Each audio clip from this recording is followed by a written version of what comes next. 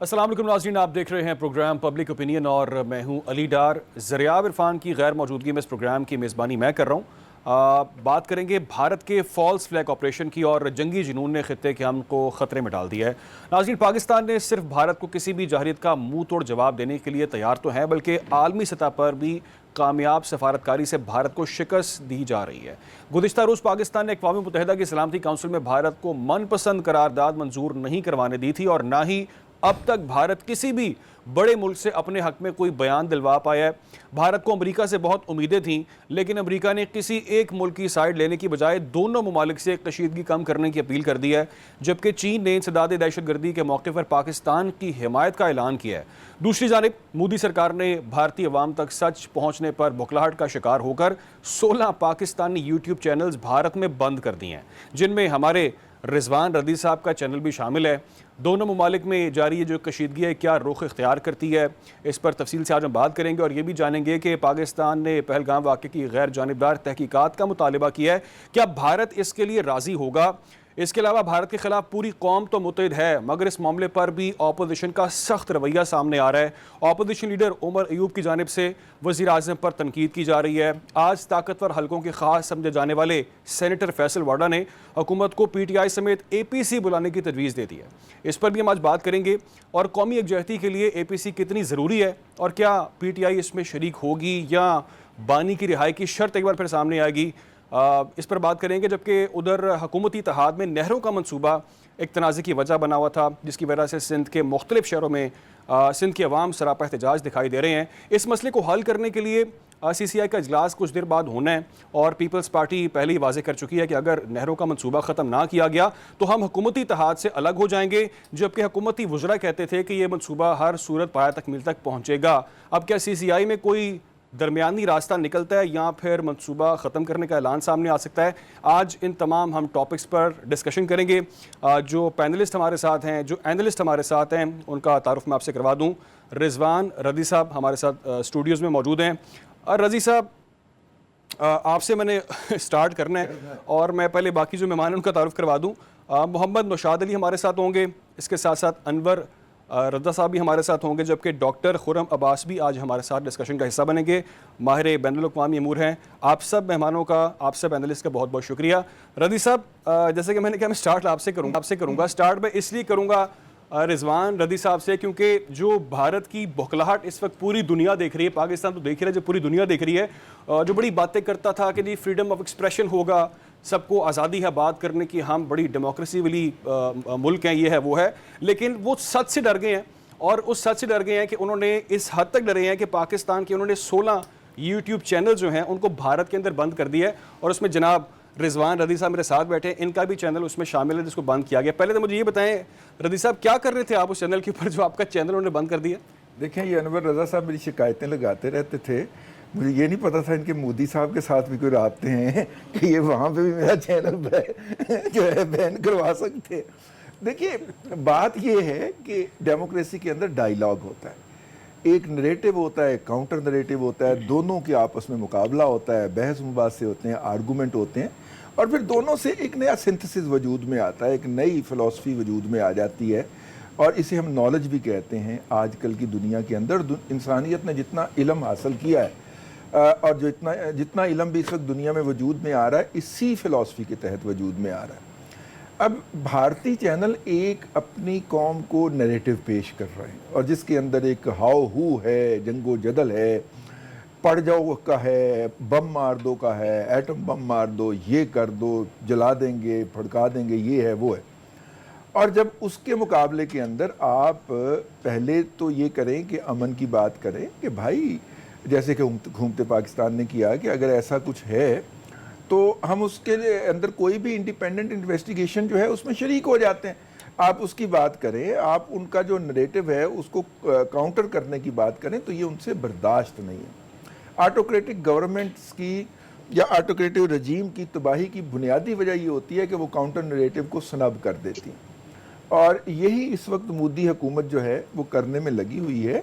और मेरा ख्याल ये है, मतलब कि दुनिया तरक्की कर गई है यार, लोग VPN के ज़रिए देख लेंगे जिन्होंने देखना है। मेरे चैनल के ऊपर अच्छी भली तादाद जो है वो इंडिया से व्यूअरशिप की है, तकरीबन मेरा 30% ट्रैफिक वहाँ से आता है। तो वो VPN इस्तेमाल कर लेंगे भैया जिन्होंने देखना है। आपने कहा 16 यूट्यूब चैनल, मैं इसमें थोड़ा सा इजाफा करता चलूँ।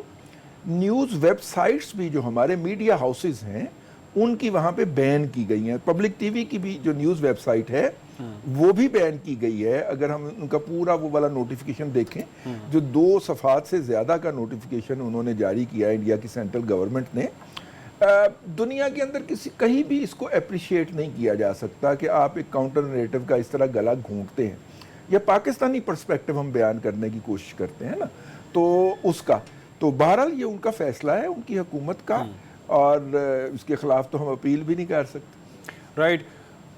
डॉक्टर खुर्रम साहब, जैसा कि आप की मौजूदगी का फ़ायदा इसलिए उठाएंगे क्योंकि आप माहिर बैनुल अक़वामी अमूर हैं, मुझे पहले ये बताएं कि इसमें क्या हर्ज है अगर हम आज़ादाना एक तहकीकात की बात करते हैं।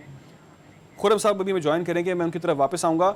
अनवर रज़ा साहब, ये कहिएगा कि इसमें क्या हर्ज है अगर आप इंडिपेंडेंटली तहकीकात करवा लें? अगर आपको लगता है आप सच्चे हैं, आप अच्छी बात कर रहे हैं, ठीक बात कर रहे हैं, तो भाई इंडिपेंडेंटली तहकीकात करवाएं, एक चीज़। दूसरी चीज़, ये जो 16 चैनल्स बंद किए हैं, इसके अलावा जो वेबसाइट्स की बात बता रहे हैं रदी साहब, आपके ख्याल से क्या मोदी साहब परेशानी का शिकार हैं, बुखलाहट का शिकार हैं, उन्हें हजम नहीं हो रहा, सच सामने आ रहा है? अली, बहुत शुक्रिया। पहली बात तो ये है कि पाकिस्तान की तरफ से जो स्टेटमेंट आया वो बड़ा ही मौक़िफ़ उनका बड़ा मजबूत था, और कम अज़ कम ये पाकिस्तानी कौम की तर्जुमानी थी। मैं नेशनल सिक्योरिटी कमेटी की बात कर रहा हूँ। और उसके बाद प्राइम मिनिस्टर हमारे ने बड़ा अच्छा बयान दिया, जो डिप्लोमेटिक जो हर सर्कल थे उसमें बड़ा सराहा गया। आपकी जो बात है, देखिए ये पहलगाम जो वाक़या है, मैं इसको सिक्योरिटी फेलियर नहीं समझता, क्योंकि ये इंडियन गवर्नमेंट ने पहले से प्लान किया हुआ था। जब आपने प्लान किया हो तो फिर आपने बहुत सारे जो ऐसे एविडेंस होते हैं कि जब उसकी गैर जानिबदाराना तहकीकात की जाए तो फिर ये पता चलता है कि ये खुद से ड्रामा किया गया था पाकिस्तान के ख़िलाफ़। अब नहीं, आप बहुत सारे पहले ऐसे केसेस भी उठाकर देख लीजिए कि इंडिया ने हमेशा ऐसा किया। तो लिहाजा ये सिक्योरिटी फेलियर नहीं, ये एक डेलिब्रेटली जानबूझकर किया गया एक ड्रामा है, मंसूबा था जिसके तहत पाकिस्तान को बदनाम करने की साजिश की गई। इसको मैं लिंक करूँगा आपका जो सवाल था। अब आप देखिए कि हमने जो हमारा नैरेटिव था, ना सिर्फ हमने उसको बयान किया बल्कि जो उसमें खामियाँ थी। देखिए कि FIR फौरी तौर पर दर्ज कर ली गई, फिर आपको 10 मिनट के बाद आपके जो मीडिया था और आपका जो रॉ एजेंसी थी उन्होंने पाकिस्तान के ख़िलाफ़ इल्ज़ाम लगाना शुरू कर दिए। तो इसका मतलब ये है, ये सारी चीज़ें तय करती हैं कि आपने ये साजिश की है और आपने ये प्लान किया हुआ था। इस वजह से आपको अब हम जब अपना नैरेटिव बताते हैं, और उसके साथ साथ अभी तो देखिए ना, हम कोई वो सिक्योरिटी माहिर तो नहीं है, लेकिन हम अगर सहाफ़ती अंदाज से देखें तो हम ये तय करते हैं कि देखिए कि 10 मिनट के बाद आपको पैसे कैसे पता चल गया कि ये पाकिस्तान की कार्रवाई थी। 400 में आपको कैसे पता चल गया कि आपने फौरी तौर पर FIR दर्ज करनी और उसमें हमें नॉमिनेट करना है। आपको कैसे पता चल गया कि इसके पीछे पाकिस्तान था। तो जो वो चीज़ें थी, जो वो हकायक थे, कि जो सच को बयान कर रहे थे, जो अब पूरी दुनिया को दिखा रहे थे कि सच क्या है, उसकी बुनियाद पर मोदी गवर्नमेंट और स्पेशली मोदी बड़े डिस्टर्ब थे और उन्हें पता था कि ये सच जो है पूरी दुनिया को दिखाया जा रहा है। और पाकिस्तान का नैरेटिव हमेशा से दुरुस्त रहा है दहशतगर्दी के खिलाफ। देखिए, हम दहशतगर्दी के खिलाफ सफ़े अव्वल में खड़े रहे, सबसे ज़्यादा दुनिया में हमने जानी और माली नुकसान बर्दाश्त किया।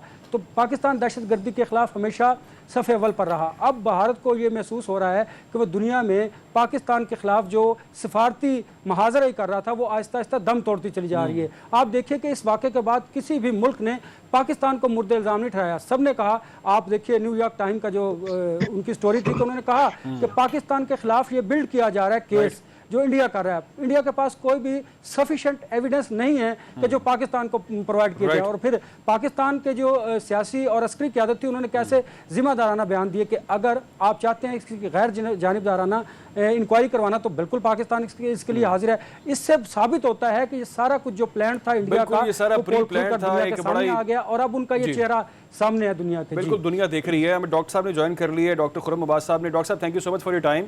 जैसा कि आप एक्सपर्ट ऑफ इंटरनेशनल अफेयर्स हैं, मैं इसलिए आपसे ये सवाल करना चाहूँगा पहले कि हम जो बात कर रहे हैं कि बयानिया मोदी ने जो बनाने की कोशिश की है वो तो अब एक्सपोज हो चुका है, पाकिस्तान भी उसकी खुलकर बात कर रहा है और बिल्कुल फ्रंट फुट पे आगे पाकिस्तान बात कर रहा है। लेकिन आगे से बैक फुट पे इंडिया जाता है और इंडिया पाकिस्तान के 16 चैनल्स को, यूट्यूब चैनल्स को बंद करता है और कहता है भाई ये लोग जो है ना आवाज़ ना उठाएं। एक तो इस पर रोशनी डालें कि जो इंटरनेशनल बॉडीज़ देख रही हैं, जो दूसरे ममालिक देख रहे हैं कि ये क्या हरकत है। और दूसरी चीज़ ये इसके साथ कनेक्टेड है कि आपको जब कहा जाता है कि आप आज़ादाना तहकीकात करवाएं, उसमें भी आप आगे नहीं आते, बात नहीं करते। तो ये तो बयानिया की जो जंग है उसमें तो भारत ऑलरेडी हार चुका है। जी बहुत शुक्रिया। देखें, दो तीन चीज़ें इसमें इम्पॉर्टेंट जो हैं। सबसे पहले तो जो आपने जो बात की है 16 चैनल्स की जो कि वहाँ पे बैन किए गए हैं, बेसिकली ये एक क्लियर कट एक डेमोक्रेसी जो अपने आप को नाम नहाद डेमोक्रेसी अपने आप को कहती है, उसने अपनी जो 16 चैनल जो पाकिस्तानी 16 चैनल्स बंद किए हैं, वो बेसिकली सच का सामना जो है वो करने से कासिर हैं। और उनको ये ख़दशा है कि कहीं जो ये 16 चैनल्स हैं ये जो सच बता रहे थे, इंक्लूडिंग इसमें हमारे साथ जो पैनलिस्ट मौजूद हैं रज़ी दादा, सो मैं उनको भी मुबारकबाद देता हूँ कि उनका चैनल भी इसमें मौजूद है। इससे अंदाज़ा होता है कि कैसे जो है वो ये सच बता रहे थे और उस सच के जवाब में उनके पास कोई दूसरा जवाब नहीं था, और उस जवाब को सुनने की बजाय, उस सच को सुनने की बजाय उन्होंने इसको बैन किया। नंबर 1। नंबर 2, आज एक न्यूयॉर्क टाइम्स में एक रिपोर्ट आई है और उस रिपोर्ट के अंदर बताया गया कि पिछले 3 दिन के अंदर मिनिस्ट्री ऑफ एक्सटर्नल अफेयर्स जो है इंडिया की, उसने 100 से ज़ायद ममालिक के डिप्लोमेट्स को बुलाया और उनको ब्रीफिंग दी है। और इंटरेस्टिंगली एक बात जो कंसेंसस है सबके पास, वो ये कि भारत ने अपना जो पुराना बयानिया है वो रटा रटाया नैरेटिव वो तो बताया, बट उसने साथ साथ जो है कोई सबूत पेश नहीं किया पाकिस्तान के ख़िलाफ़। सो अभी तक कोई पाकिस्तान के ख़िलाफ़ ऐसा सबूत पेश करने से कासर है हिंदुस्तान। जबकि आपने जो बात की, एक इम्पॉर्टेंट इसमें जो चीज़ है वो है जो UN के अंदर एक करारदाद पेश की गई है। बेसिकली उस करारदाद को अगर आप देखें तो उसके अंदर कश्मीर को दोबारा से मुतनाज़ा इलाका जो है वो डिक्लेयर किया गया है। सो हमारे पाकिस्तान के लिए ये एक बहुत बड़ी सफारती कामयाबी है। दूसरी तरफ आप देखें तो इंटरनेशनल कम्युनिटी अभी तक सबूत मांग रही है, चाहे वो इंटरनेशनल मीडिया है, इंटरनेशनल जो न्यूज़ एजेंसीज़ हैं, और फिर सबसे इम्पॉर्टेंट चाइना का रोल कि चाइना ने किस तरह से पाकिस्तान के साथ जो है वो ना सिर्फ इजहार यकजहती का इजहार किया है, बल्कि क्लियर कट उसने जो है वो पाकिस्तान के साथ खड़े रहने का इरादा किया है। तो पाकिस्तान के लिए अभी तक इंटरनेशनल लेवल पर एक बहुत अच्छा इन्वायरमेंट क्रिएट किया गया है। इंटरनेशनली लोग ममालिक जो है वो समझ पा रहे हैं कि ये एक नैरेटिव है, ये एक ढोंग है जिसकी बुनियाद पर शायद कोई जंगी जनून के मुब्तला होते हुए भारत जो है वो कोई पेशकदमी करना चाह रहा है। राइट। निशात साहब, आपके सामने तमाम तर सूरत हाल है। मैं आपसे ये पूछना चाहूँगा कि मोदी सरकार ने जो स्क्रिप्ट तैयार किया था, जो प्री प्लान पूरा ड्रामा हमने देख लिया है, इतना कमज़ोर था कि उसको बाद में आप डिफेंड भी नहीं कर पाए। आपको उसके ऊपर कोई स्ट्रेटजी नहीं थी आपकी, किस तरह से आपने इंटरनेशनल मीडिया को जवाब देना है, इंटरनेशनल बॉडीज़ को जवाब देना है, कैसे आपने उसको कवर अप करना है? बिस्मिल्लाहिर्रहमानिर्रहीम। यकीनन वो बहुत कमज़ोर था और उसकी वजह ये थी कि उनको आदत पड़ गई थी कि पाकिस्तान से जब उन्होंने कश्मीर हटाया तो हमारे यहाँ सिर्फ जुम्मे वाले दिन जो है वो सड़कों पे खड़े होकर एहतजाज करने पे इत्तफाक किया गया, जिसका नतीजा ये निकला कि वो भी जो है मोदी साहब जो है वो इस खुशफहमी का शिकार हो गए कि अब जो वो कुछ भी करेंगे, जो मामला है वो कोई ऐसा उनके सामने रद्द-ए-अमल नहीं आएगा। और चूंकि वो इस रद्द-ए-अमल की तवक्को नहीं कर रहे थे, इसलिए पाकिस्तान ने बहुत जिसे कहते हैं अग्रेसिवली उनके मामला जो भी उन्होंने करने की कोशिश की उसका जवाब दिया। ना सिर्फ जवाब दिया बल्कि आपने सुना होगा कि वफाकी वज़रा ने कहा कि हमने 2 पॉइंट्स ऐसे हैं जिस पर हमने उनसे ज़्यादा आगे जाके काम किया, जिसमें एक जो अहम पहलू था वो फ़िज़ाई हदूद बंद करने का था। तो एक्चुअली इस फ़िज़ाई हदूद जो बंद की है भारत की, उसके जवाब में रज़ी दादा साहब का चैनल जो है ना वो इंडिया ने बंद किया। उन्होंने कहा इनका मुआश जो है ना उसके साथ कंपेयर किया जाए, देख लें इनकी कमाई कितनी होती है कि उन्होंने ये एयरलाइंस की कमाई के साथ जो है वो कंपेयर कर दिया। अब मसला तो मैं राह तफन्नुन की बात कही मैंने। असल में मामला, क्योंकि अब आप इस पे ये जो कुछ हो रहा है इसके ऊपर आप सिर्फ जोक ही कर सकते हैं, क्योंकि जिस तरह से हो रहा है ये मजाक बन के रह गया है दुनिया के अंदर। और पाकिस्तान की जो सक्सेस है वो यही है कि उन्होंने मोदी का जो एक बहुत जो अपनी तरफ से उन्होंने बड़ा प्लान करके एक काम करने की कोशिश की और इंतहाई एक सीरियस मामले को जिस तरह से उन्होंने एग्जीक्यूट किया है, आप इससे अंदाजा कर लीजिए कि अगर ये देखिए एक तरफ इल्जाम पाकिस्तान पे लगा रहा है, अगर पाकिस्तान पे इल्जाम लगा रहा है तो फिर जो वो वहां पे बेचारे मजलूम कश्मीरी हैं हजारों की तादाद में, उनको क्यों पकड़ रहे हैं भाई आप? उनके घर क्यों डिस्ट्रॉय कर रहे हैं अगर ये मामला पाकिस्तान के साथ है? ये उनकी जो है ना बौखलाहट है और उनकी समझ में इसलिए भी नहीं आ रहा कि जिस तरह से उनके बयानिए को शिकस्त हुई है और जो उनके अंदर से आवाजें उठी हैं, और ये सिर्फ आवाजें कोई कांग्रेस का मसला नहीं है, ये सियासी जमातों का नहीं है, जो वहां पे जो आपके जो दिफाई तजिया निगार हैं, तो आपके इंटरनल सिक्योरिटी के तजिया निगार हैं, आपके जो रियासत के मामलात को समझने वाले लोग हैं, वो ये तमाम लोग जो है ये वो सवालात उठा रहे हैं जिनके जवाबात जो है वो मोदी हुकूमत के पास नहीं है। सिर्फ चूंकि यहां तक कहा जा रहा है अब तो कि जी मोदी हुकूमत जब से बीजेपी और ये मोदी हुकूमत आई है, ये फॉल्स फ्लैग ऑपरेशंस का सिलसिला वो जारी है। पहले वो जब ये कर लेते थे और करके हम पर धौंस धांधली साबित करने की कोशिश करते थे, तो हम थोड़ा बहुत कोई हल्का फुल्का जवाब देते थे, जिसकी वजह से उनको ये आदत पड़ चुकी है कि उन्होंने ये कह के दुनिया को ये बावर कराना। लेकिन उसमें और आज के दौर में बड़ा फर्क पड़ चुका है। देखिए कनाडा का मामला, अमेरिका का मामला, फिर ये जो कनाडा के अंदर सिख कत्ल वाला मामला है, ये सारी चीजें जब सामने आ चुकी हैं, तो अब भारत की वो पोजीशन नहीं है। भारत एक्सपोज हो रहा है, उसका चेहरा बेनकाब हो रहा है। और फिर बांग्लादेश जो है, अब उसके अंदर उसकी सिचुएशन वो नहीं है, जो खित्ते में उसकी अहमियत है वो आपके सामने है, और जो जिस तरह से उसको मार पड़ रही है वो भी आपके सामने है। और मैं आपको एक बात बता दूं, मेरे ये अल्फाज नोट कर लीजिए, ये जो मोदी हुकूमत है ये जिस किस्म के काम कर रही है, खुदा ना खास्ता ये जो मामलात हो रहे हैं, ये हमारे लिए तो जो थ्रेट डालेगा सो डालेगा, लेकिन ये याद रखे कि ये भारत को तोड़ भी सकता है। ये जो ख्वाब वो देख रहे हैं ना, पाकिस्तान को 4 हिस्सों में तकसीम, मैं आपको बता रहा हूं इतने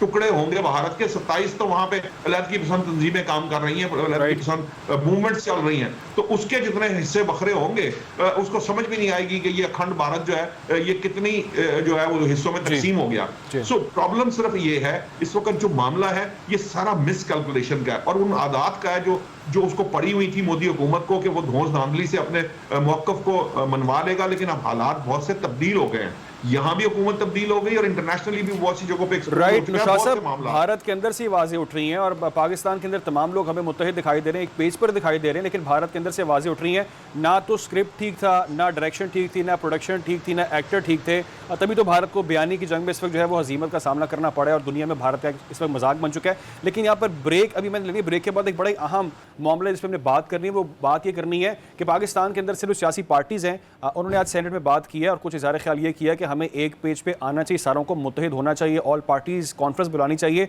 इसमें क्या सदाकत है, क्या ऐसा हो रहा है, वाकई में चाहते हैं कि नहीं चाहते, इस पर बात करेंगे। एक ब्रेक के बाद आप हमारे साथ रहें।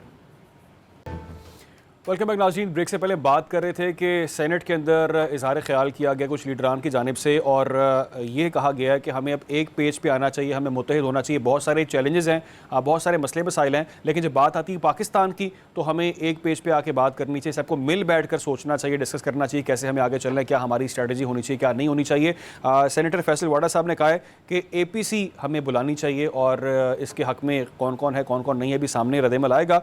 लेकिन दूसरी जानिब उमर अयूब साहब फिर हमें बरहम दिखाई दे रहे हैं, क्रिटिक करते नजर आ रहे हैं, वज़ीर-ए-आज़म पर तनकीद कर रहे हैं। उन्होंने वैसे कहा क्या, पहले आपको सुनवाते हैं उसके बाद डिस्कस करते हैं। नवाज शरीफ है, उसने पाकिस्तान मिलिट्री अकेडमी काबुल में जो तकरीर की है, उसने एक किस्म के हथियार हिंदुस्तान के सामने डाल दिए। और भाई इन्वेस्टिगेट या तफ्तीश का क्या मामला, पाकिस्तान का उस इंसिडेंट के साथ लेना देना नहीं। शहबाज शरीफ साहब के लिए एक बड़ा इंपॉर्टेंट लीडरशिप का, स्टेट्समैन का, प्राइम मिनिस्टर होने का, जमहूरी होने का एक मौका है कि हम तमाम पॉलिटिकल पार्टीज जो एकजा हैं समेत तहरीक इंसाफ, उनको एक जगह बिठाएं, ऑल पार्टीज कॉन्फ्रेंस बुलाएं। और उसमें मैं किसी को ये नहीं कह रहा कि कोई किसी को माफ कर दे, कोई किसी का केस बंद कर दे, कोई किसी को प्राइम मिनिस्टरशिप दे दे, ये हमारे घर का मामला है। लेकिन जब हमारे घर की तरफ कोई बाहर वाला देखेगा तो हम सब फिर एक हैं, इसमें हमारी क्लैरिटी होनी चाहिए। रद्दी साहब, मैं आपसे आगाज़ करूंगा, क्विकली रिस्पॉन्ड कीजिएगा कि एक तरफ वाडा साहब कह रहे हैं जी सब मुत्तहिद हुए, एक पेज पे आए, APC बुलाएं, मिल बैठ कर बात करते हैं। दूसरी तरफ उमर अयूब साहब क्रिटिक कर रहे हैं, वो कह रहे हैं जी शहबाज शरीफ जिम्मेदार हैं, उनको ऐसे बयान देने नहीं चाहिए। क्या ज़रूरत आपको इन्वेस्टिगेट करने की, आप पे तो इल्ज़ाम ही लगा, सिर्फ आपको ज़रूरत नहीं है कि आप इसके अंदरूनी मामला में बात करें, क्या कहेंगे? देखिए, वो जो शहबाज शरीफ साहब ने जो बयान दिया था वो एक डिप्लोमेटिक मूव थी। उसकी वजह यह है कि क्या पहली तो बात यह कि भारत कोई इंडिपेंडेंट इन्वेस्टिगेशन इसकी कबूल करेगा, कोई बाहर से कोई जाके उस वाक़े को इंडिपेंडेंटली इन्वेस्टिगेट करे, नहीं करेगा। और उसी दिन शाम को अगर आपको याद हो तो हमारे वज़ीर दाखिला जनाब मोहसिन नकवी साहब की एक प्रेस कॉन्फ्रेंस थी और उन्होंने उसके अंदर इजाफा फरमा दिया था कि हमने बिल्कुल हम ज्वाइन करेंगे पहलगाम के वाक़े को अगर उसकी इंडिपेंडेंट इन्वेस्टिगेशन होती है, लेकिन हम ये भी चाहेंगे कि जनाब जाफ़र एक्सप्रेस वाले वाक़े की भी इंडिपेंडेंट इन्वेस्टिगेशन हो, हम ये भी चाहेंगे उसके साथ, और उसको इसके साथ अटैच करेंगे। तो इसलिए ये तो हो गया। तो एक डिप्लोमेटिक मूव को इस तरह आमियाना तरीके से क्रिटिसाइज करना बनता नहीं है। दूसरी बात जो आपने कहा, एपीसी बिल्कुल होनी चाहिए। इस तरह के मौके के ऊपर तो एपीसी ज़रूरी है, और पीटीआई तो अच्छे बच्चे होने का सबूत भी दे चुकी है। जो करारदाद इस मौके के ऊपर पास हुई है, उन्होंने कतन इस पे इसरार नहीं किया कि हमें बानी से मुलाकात करवाई जाए या हमने उनसे इजाज़त लेनी है या कंसल्ट करना है। उन्होंने उसके हक में वोट दे दिया था। तो एपीसी में भी वो अच्छे बच्चों की तरह एपीसी होनी चाहिए, राइट, एपीसी होनी चाहिए। डॉक्टर साहब ये कहिएगा, डॉक्टर खुर्रम साहब ये कहिएगा कि एपीसी आपके ख्याल से पाकिस्तान के अंदर मिल बैठकर बात होनी चाहिए इस तमाम तर सूरत हाल के ऊपर, आपका इस पर क्या टेक है? और ये भी बताएं कि जिस तरह से उन पर क्रिटिक की जा रही है जी कि ये मामला पाकिस्तान का है ही नहीं, शहबाज शरीफ साहब को ऐसा नहीं करना चाहिए था, आपके ख्याल से ऐसा करना चाहिए था? ठीक डिप्लोमेटिक मूव थी उनकी? देखिए, बहुत अच्छी मूव थी। डिप्लोमेटिकली इसका बहुत बड़ा इम्पैक्ट किया है। इम्पैक्ट किया गया है कि आपका जो नैरेटिव है वो बहुत स्ट्रॉन्ग हो गया है। आपने अपने आप को प्रेजेंट किया है कि न्यूट्रल वेन्यू पर अगर कोई इम्पार्शल इसके ऊपर जो तहकीकात करते हैं तो पाकिस्तान कोऑपरेशन के लिए तैयार है। सो बेसिकली आपका इमेज इंटरनेशनल लेवल पर जो गया है मुख्तलिफ ममालिक में, मुख्तलिफ मीडिया हाउसेस में, वो ये गया है कि पाकिस्तान कोऑपरेशन करने के लिए रेडी है, और जो एग्रेसर है वो एग्रेसर भारत है, number 1। Number 2, I think APC की जो बात हो रही है बहुत इंपॉर्टेंट है। एपीसी होनी चाहिए, और उसकी 2-3 रीज़न्स हैं। नंबर 1 ये कि इस वक्त जो इन्वायरमेंट पिछले 2-3 साल से बना हुआ था, जिसके अंदर पाकिस्तान फ़ौज को टारगेट किया जा रहा था, 9 मई हुआ और इस तरह के मुख्तलिफ वाक़यात, और फिर जिस तरह से सोशल मीडिया के ऊपर एक दूफ़ान बदतमीज़ी जो है वो फैलाई जा रही थी, तो एक इमेज जा रहा था इंटरनेशनल लेवल पर कि शायद पाक फ़ौज जो है वो बहुत ज़्यादा हद तक नाकाबिल कबूल हो चुकी है पाकिस्तानी अवाम के लिए, और गैर मकबूल हो चुकी है। तो अगर आप देखें तो एक जो इम्पॉर्टेंट जो मेजर है इंडिया ने लिया है, वो ये लिया है कि उन्होंने जो डिफेंस अटैशीज़ हैं, मिलिट्री अटैशीज़ हैं, इसी तरह जो एयर और नेवल अटैशीज़ हैं पाकिस्तान के, उनको सिंगल आउट किया है। तो इंटरनेशनल लेवल पर भारत भी वही बयानियाँ लेकर आ रहा है और कोशिश कर रहा है कि पाकिस्तान आर्मी को और पाकिस्तानी जो दिफाई इदारे हैं उनको सिंगल आउट कर रहा है। तो एक बहुत अच्छी मूव होगी अगर एपीसी हो, क्योंकि उससे जो एक इमेज जाएगा वो यकजहती का जाएगा, और उसमें स्पेशली जो जिस सियासी जमात ने पिछले 2-3 साल में ये सारा काम किया है उनको भी पार्टिसिपेट करना चाहिए। और पॉइंट आ गया कि एपीसी भी होनी चाहिए, एपीसी भी होनी चाहिए, और डिप्लोमेटिक मूव जो थी वो राइट है। अनवर रज़ा साहब, आप इस पर क्या कहेंगे? एपीसी होनी चाहिए, और एपीसी के बाद जो वज़ीर आज़म साहब ने डिप्लोमेटिकली इस चीज़ को लेकर चले हैं और उन्होंने कहा है कि जी आप करवा लें, इन्वेस्टिगेशन करें, इसको इंडिपेंडेंटली चेक करवाएं, आपके ख्याल से ठीक है सारा मामला, ये ऐसे ही होना चाहिए था? अली देखिए, जो प्राइम मिनिस्टर का स्टेटमेंट था उससे जो हम कहते हैं कि खित्ते में क़याम अमन के लिए पाकिस्तान अहम किरदार अदा कर रहा है, उसको एक तो वो स्ट्रेंथन हुआ है, और दुनिया भर को पता चला है कि हम अमन के क़याम के लिए कितनी कोशिशें कर रहे हैं इस खित्ते में। दूसरा देखिए, बड़ा सेंसिबल ये एक प्राइम मिनिस्टर का बयान था। आप देखें ना, भागा कौन है? इंडिया। पाकिस्तान को इस बयान के बाद डिप्लोमेटिकली मैं समझता हूँ कि वो जीते हैं। आप देखें ना कि अब दुनिया भर में हम कह रहे हैं कि आप इंडिपेंडेंटली इसकी इंक्वायरी करवाइए, गैर जानिबाना तहकीकात करवाइए। याद होगा आपको, हमने तो पहले कहा, अब तो मुश्किल ही कोई नहीं। देखिए ना, आप सेटेलाइट के जरिए पता चल जाता है कि किसने क्या किया, वक्त कौन सा था, हर चीज़ मौजूद है। और दूसरी बात देखिए कि ये बिल्कुल हमारे यहाँ ऐसा होता है, माजी में भी बड़े इंपॉर्टेंट जो इश्यूज़ होते हैं, कौमी इश्यूज़ पर ऑल पार्टीज़ कॉन्फ्रेंस होती है और होनी चाहिए। मैं इससे बढ़ के लिए एक बात करना चाहूँगा जो कि तमाम पॉलिटिकल पार्टीज़ को इस वक्त होनी चाहिए। मसलन नवाज शरीफ साहब के जहाँ जहाँ खित्ते में उनके ज़ाती मरासिम हैं, उन्हें जाना चाहिए, पाकिस्तान का केस वहाँ पर बयान करना चाहिए। मौलाना फजल रहमान साहब को बात करनी चाहिए, उन्हें भी सऊदी अरब का दौरा करना चाहिए। इस तरह बिलावल भुट्टो जरदारी को अमेरिका का दौरा करना चाहिए, यूरोप का दौरा करना चाहिए। देखिए, पाकिस्तान को डिप्लोमेटिकली आप जब आगे जाएंगे, हमारे ये पॉलिटिशियन जो हैं, सियासी जमातों के सरबराहान जब पाकिस्तान का केस बयान करेंगे दूसरे ममालिक में, तो इससे भी पाकिस्तान का केस मजबूत होगा और भारत को हजीमत का सामना करना पड़ेगा। देखिए, हमें सिर्फ पाकिस्तान के अंदर ही कौमी सलाम उसका ऑल पार्टीज कॉन्फ्रेंस तो डेफिनेटली आपकी होनी चाहिए, लेकिन इसके साथ साथ आपको सिफारती सतह पर अपने केस को मजीद मजबूत करना चाहिए। पाकिस्तान के पास बड़ा सुनहरी मौका है कि भारत को मजीद एक्सपोज करो, बताए कि भारत दहशतगर्द पाकिस्तान में दहशतगर्दी के पीछे जो है वो भारत है। आपने बड़ा जबरदस्त एक्सप्लेन किया। निशात साहब, आप इस पर क्या कहेंगे? जिस तरह से इरफान सिद्दीकी साहब ने भी आज कहा कि सियासी इख्तलाफात पसे पुश डालकर भारत के खिलाफ सब मुत्तहिद हो जाएं, फिर एपीसी की बात की जा रही है फैसल वाडा की जानिब से, और अभी अनवर साहब ने भी कहा कि हमें इंटरनेशनली इस मामले को उठाना चाहिए और पाकिस्तान के पास गोल्डन अपॉर्चुनिटी है, क्या कहेंगे? अच्छा, मेरे शायद राय थोड़ी सी मुख्तलिफ है। आप समझते हैं कि कोई आपने कोई ऐसी नशिस्त करनी है पब्लिक ऑप्टिक्स के लिए, तो वो जरूर कर लीजिए। ये तो बात सामने आ गई, और ये एपीसी की जरूरत तब होती है जब किसी चीज के ऊपर कोई कंसेंट ना हो। कंसेंट तो मौजूद है, करारदाद के जरिए वो नजर भी आ गया, और ये हम में से सारे लोग जानते हैं इस बात के ऊपर कि जब when it comes to India तो हमारे दरमियान कोई इख्तलाफ नहीं है। अब बदकिस्मती ये है, डॉक्टर साहब ने जिसकी तरफ इशारा किया, मुझे जरा थोड़ा सा उनके एक जवाब से मुझे ये बात समझ में आई कि जो पाक फौज के खिलाफ बोलने वाले हैं या जो उसका नैरेटिव बनाने वाले हैं, वो सारे के सारे जो हैं, जो इस किस्म की हरकतें कर रहे हैं, वो चाहे इंडिया कर रहा हो या हमारे अंदर से कर रहे हो, उनका मकसद एक ही है। सो सारा जो पॉइंट है वो उस तरफ पॉइंट कर रहे हैं जो हमारी जो बैकबोन है। अब मामला ये है कि ये करने से रोकने के लिए हमें ऑल आउट जाना पड़ेगा। ये जो अनवर रजा साहब ने कहा ना, ये बड़ा अहम है कि आपके यहाँ बजाय इसके कि आप आपस में बैठ के, हम दोनों बैठ के कहें कि जी आप बहुत अच्छे हैं, मैं बहुत अच्छा हूं, हम ये दोनों पहले से कंसेंसस हो जाए, इससे कहीं बेहतर है कि दो लोग जो है वो दूसरे लोगों को एंगेज करें, दूसरे ममालिक को एंगेज करें। ये तमाम सियासतदान या लोग जिनके बाहर ताल्लुकात हैं, अपनी अपनी लॉबीज या अपने अपने ताल्लुकात रखते हैं, वहां पर जाकर पाकिस्तान का केस प्लीड करें। ये ज्यादा मौसर हिकमत अमली होगी इस सिनारियो के अंदर जब हम एक दुश्मन मुल्क से लड़ने जा रहे हैं। सो मेरी नजर में ये ठीक है, कर ले आप पब्लिक ऑप्टिक्स के लिए एपीसी कर ले, लेकिन जब करारदाद मुतफिका आ गई असम्बली से तो उसने नुमाइंदगी कर दी पाकिस्तान की तमाम सियासी जमातों की।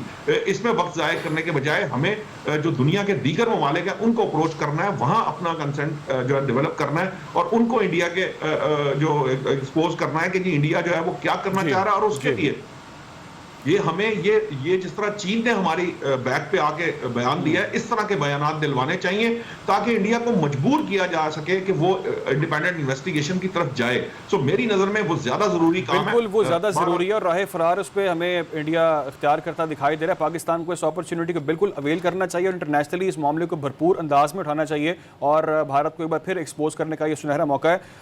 ये बात करेंगे नाज़रीन ब्रेक के बाद एक और अहम मामले के हवाले से, और वो मामला है नहरों के हवाले से। पाकिस्तान के अंदर एक इख्तलाफात चल रहे हैं, कुछ तनाज़ात चल रहे हैं, उस पर बात करेंगे। ब्रेक के बाद हमारे साथ रहें। को जो सीसीआई की मीटिंग है और उसमें जो एक तरीक़ेकार है, उसके बाद इसको मुकम्मल तौर पर ख़त्म कर दिया जाएगा। कि अगर ये सीसीआई में फिर कोई ऐसी बात आ जाती है 2 तारीख वाली में और कहें जी हमारे तो नंबर, तो हम गवर्नमेंट से अलहदा हो जाएंगे। पीपल्स पार्टी की जानिब से कहा जा रहा है गवर्नमेंट से अलहदा हो जाएंगे अगर हमारे मामला ना सॉल्व हुए। अब सीसीआई का इजलास होना है और उस इजलास के अंदर क्या होता है, क्या चीज़ें फाइनल होती हैं, इस पर हमने बात करनी है। क्या सीसीआई के इजलास में मुतनाज़ नहरों का मंसूबा रोल बैक होगा नहीं होगा, इस पर बात करते हैं। नौशाद साहब, मैं आगाज़ आपसे करूँगा, क्विकली रिस्पॉन्ड कीजिएगा, बताइएगा कि ये आपको लगता है कि मंसूबा रोल बैक हो जाएगा या कोई बीच का रास्ता निकल आएगा आपके ख्याल से? देखिए, जब ये मंसूबा बनाया गया था उसके बाद भी इसके ऊपर जो है बहुत सा आर्गुमेंट, इसके अल्टरनेट की भी बात शुरू हो चुकी हुई है। जो चूंकि भारत में भी ये चोलिस्तान या रेगिस्तान में नहरें निकालना जो है वो कुछ फिजिबल नहीं रहा, कुछ कामयाब सक्सेसफुल भी हैं चाइना के अंदर इसके प्रोजेक्ट, लेकिन उसका अल्टरनेट चूंकि मौजूद है और वो पानी इस्तेमाल किया जा सकता है, तो हो सकता है कि इसका अल्टरनेट जो है उसको चूज किया, क्योंकि ये तो मुल्क की बेहतरी के लिए है, ये किसी सूबे को नुकसान पहुंचाने या किसी एक को फायदा पहुंचाने के लिए नहीं है। एक बात। दूसरी बात यह है कि जब बात तो एक्चुअली खत्म हो चुकी है, वो उसको खत्म हो गई जब उसकी जो मेजर स्टेक होल्डर थी पीपल्स पार्टी और नून लीग ने एक बात तय कर दी है। अब यकीनन इसकी सिर्फ एक रस्मी कार्रवाई होगी। हाँ, ये जरूर है, मैं ये समझता हूँ आज जिन हालात में हम हैं वहां पर ये एहतजाज, किसी भी किस्म का एहतजाज मुल्क में हो रहा हो, वो खत्म कर दिया जाना चाहिए था।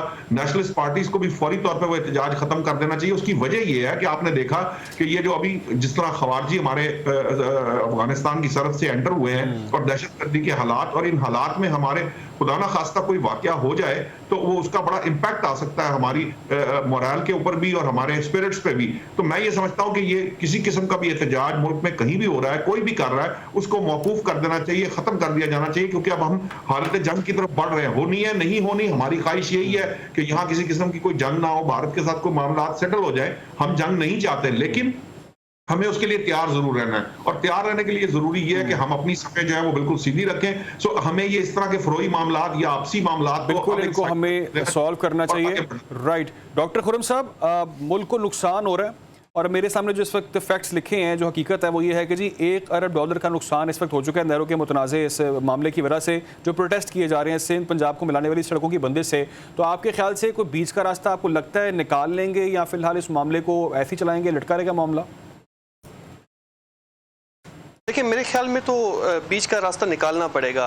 एक तरफ अगर पब्लिक सेंटीमेंट है, जो जिस तरह से मिस इन्फॉर्मेशन फैलाई गई और जिस तरह से फिर सिंध के अंदर एक वेव चली, उसके बाद डेफिनेटली जो नेशनल रिएक्शन था पीपल्स पार्टी का, वो तो ऑब्वियसली उनकी सर्वाइवल की जंग थी, तो उन्होंने इस तरह का रिएक्शन दिया है। क्या नहरों का मंसूबा जो है, वो कैनाल्स का मंसूबा जो है, वो आगे रोल बैक होना चाहिए? मेरे ख्याल में इसके ऊपर एक कंसेंसस डेवलप होना चाहिए, नंबर 1। जो बीच का रास्ता जिसकी तरफ आपने इशारा किया, देखिए इस वक्त दुनिया जो है वो टेक्नोलॉजिकली बहुत आगे एडवांस हो चुकी है। आप इसराइल को देखें, चाइना के अंदर देखें कि किस तरह से ड्रिप इरीगेशन के थ्रू जो है वो कम पानी के ज़रिए उन्होंने अपने मंसूबे इस तरह के जो है वो शुरू किए और उसको किस तरह से कामयाब किया। सहराओं के अंदर आप देखें तो UAE के अंदर किस तरह से इस तरह के मंसूबों को कामयाब किया गया। यहाँ पर एक जो इम्पोर्टेंट बात है वो अगर मैं लिंक करूँ तो जो रिसेंट आबी जारियत जिस तरह से भारत कर रहा है और जिस तरह की धमकियाँ दे रहा है, तो हमें अपने अल्टरनेटिव ज़राए ज़रूर इस्तेमाल करने होंगे। उनकी पैदावार, चाहे वो फूड सिक्योरिटी है, चाहे वो अपने पानी की वसाइल हैं, उनका सही इस्तेमाल, वो बहुत इंपॉर्टेंट है। फिर इसके अलावा अगर आप देखें तो लास्ट ईयर की वो जो वर्ल्ड बैंक की रिपोर्ट है, उसके मुताबिक पाकिस्तान ने 18 मिलियन एकड़ फीट पानी जो है वो दरिया बुर्द किया है। तो हमें अपने जो इंटरनल जो वाटर मैनेजमेंट है उसको फर्दर इम्प्रूव करना है, ताकि जो इस तरह की आबी जारियत चाहे वो भारत की तरफ हो उसको भी हम रोक सकें, और जो डोमेस्टिक फूड प्रोडक्शन है उसको हम अपना ज़रूर इस तरह के प्रोजेक्ट को कामयाब करें। डॉक्टर साहब का पॉइंट आ गया। रदी साहब, पीपल्स पार्टी तो धमकियाँ दे रही है, हम अलहदा हो जाएंगे अगर हमारे मामला सॉल्व नहीं होते। आपके ख्याल से कोई बीच का रास्ता निकाल लेंगे? कोई मुल्की मफाद के लिए मामला रोल बैक हो सकता है या फिलहाल डिले हो सकता है? नासिर हुसैन साहब जो हैं वो इतने बड़े नहीं हैं कि उनकी स्टेटमेंट को लेके हम 7 बजे के प्रोग्राम में बैठ के उसको डिस्कस करें। उनकी पोजीशन बहुत छोटी है, वो इस तरह की स्टेटमेंट नहीं दे सकते। जिन्होंने हुकूमत में शामिल होने का फैसला किया था वो उनकी पार्टी के अंदर बहुत बड़े हैं। मेरा ख्याल है हम ये ज्यादती कर रहे हैं। एक बात। दूसरी बात ये है कि पीपल्स पार्टी ये तारीख रही है। 71 में पाकिस्तान टूटा तो इन्होंने जुबान की बुनियाद के ऊपर फसादात करवा दिए थे मगरबी पाकिस्तान के अंदर। ये बात हमें तारीख में याद रखनी चाहिए। जब भी कोई अहम वक्त आता है ये लोग जो हैं ये फसाद डाल के बैठ जाते हैं। ये जो मुझे डॉक्टर साहब एडवाइस कर रहे हैं ड्रिप इरीगेशन का, वहां पे जमीन सेलियनेट हो रही है। अंडरग्राउंड वाटर पुन्नू आकल के अंदर 2 फीट पे आ गया है, लेकिन पानी उनको सबसे ज्यादा चाहिए पंजाब से।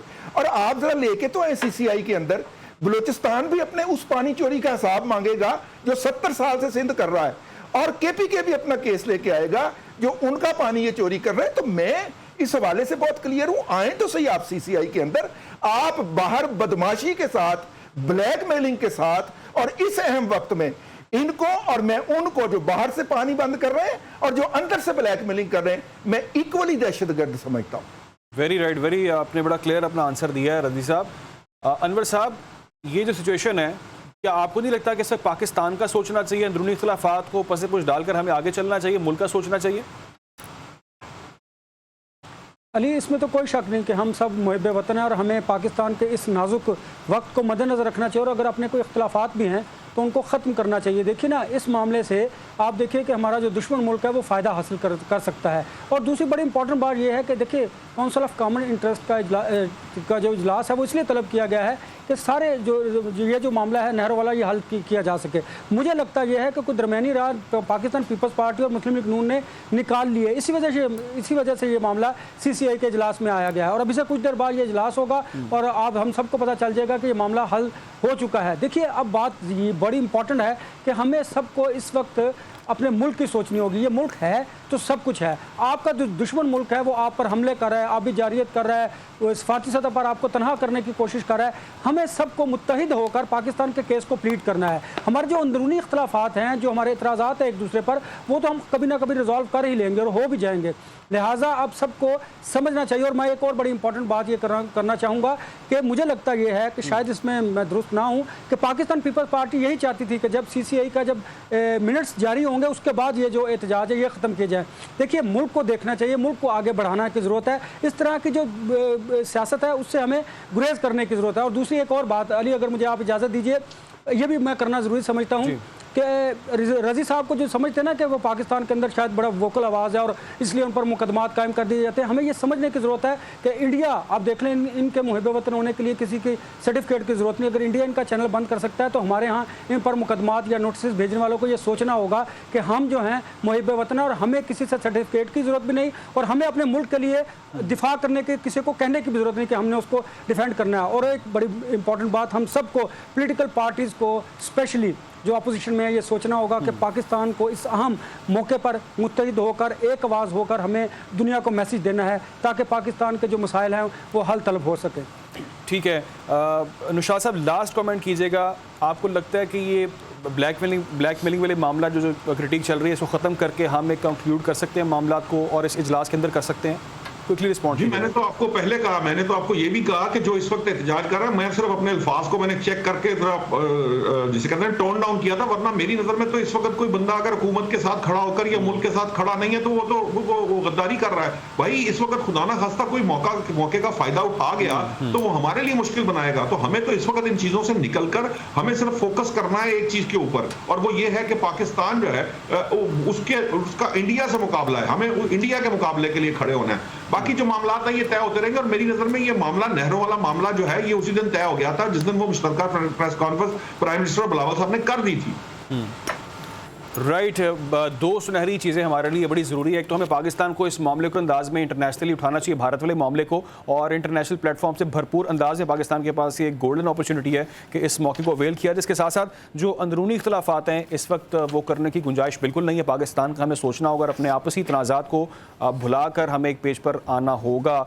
हमारे साथ हमारे गेस्ट मौजूद थे रिजवान रदी साहब, मोहम्मद नुशाद साहब, अनवर रज़ा साहब और डॉक्टर खुर्रम नवाज़ साहब। आपका बहुत शुक्रिया। नाज़रीन, प्रोग्राम का वक्त ख़त्म हुआ, मुझे इजाज़त दें, अल्लाह हाफ़िज़।